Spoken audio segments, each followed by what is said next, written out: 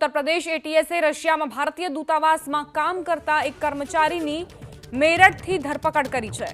सत्येंद्र सिवाल नामनो आ कर्मचारी पाकिस्तानी गुप्तचर agency ISI माटे काम करतो होवानो आरोप लाग्यो छे। सत्येंद्र हाल मॉस्को में भारतीय दूतावास में फरज बजावतो हतो। ते मूळ हापुरनो छे। सत्येंद्र ने 2021 थी भारतना श्रेष्ठ सुरक्षा सहायक आईबीएस तरीके पोस्ट करवामां आव्यो हतो। एटीएसे कह્યું કે સત્યેન્દ્રએ ભારત સાથે જોડાયેલી મહત્વપૂર્ણ માહિતી પાકિસ્તાનને આપી હોવાની આશંકા છે। દાવો કરવામાં આવ્યો છે કે પાકિસ્તાની હેન્ડલર્સના તે સંપર્કમાં હતો।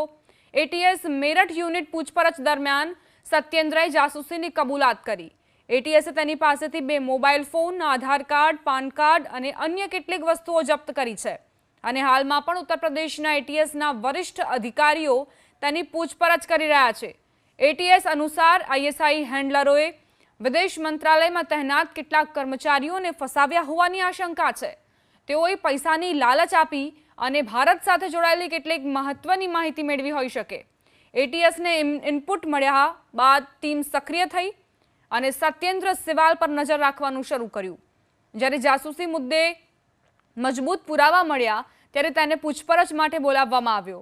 બાદમાં પુરાવાના આધારે ધરપકડ કરવામાં આવી।